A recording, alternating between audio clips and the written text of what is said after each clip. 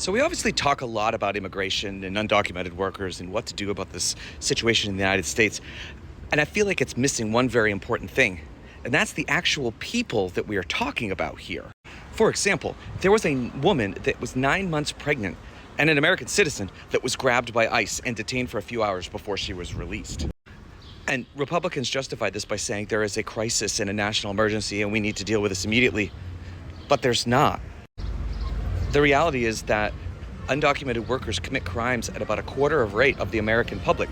So if you're worried about crime, then you need to worry about crime that Americans are committing, not undocumented workers. Though, of course, the ones that do commit crimes should face consequences as well.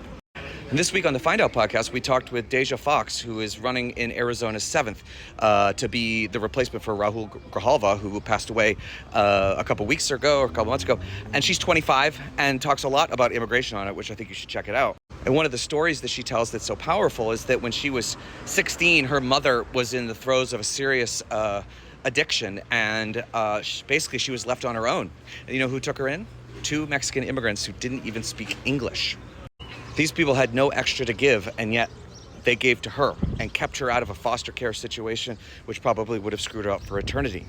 These are the people that Donald Trump is talking about deporting. Not violent offenders and violent criminals, because everybody agrees that they should go.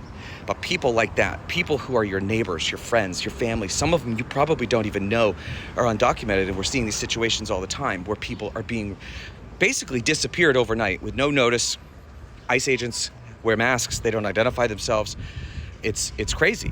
And I wish Democrats would be screaming about this more, showing these examples of these individuals who are being, basically caught in the crossfire because these guys are just using a blunt force instrument of grabbing as many people as they can, rather to be strategic about it and actually figure out who the people are that shouldn't be there and get them out.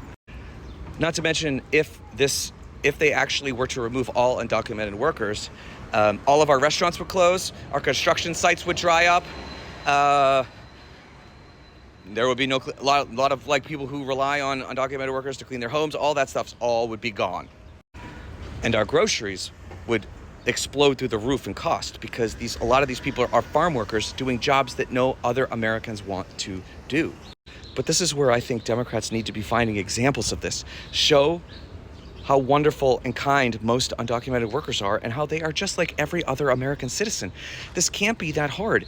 We cannot argue this on a policy front, because when you just make a group of people look like a big, ginormous blob instead of actually identifying who they are, it makes it a lot harder for people to care and have empathy for them, which is what the Republicans are hoping for.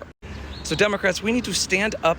We need to tell these stories. We need to show the examples of who they are actually grabbing and deporting. We're hearing stories of mothers being ripped away from their children. There's even this horrible audio of this little 4-year-old screaming about their mother being taken away. And while that is absolutely horrible, everybody should hear it, because everybody should know what's going on. The Republican immigration policy is all focused around the cruelty is the point. They want people to suffer, and they think that it's going to make them feel better and whatever, and it's not. It's just going to make everybody more miserable. These people are people. We need to find a way to make it work for everybody.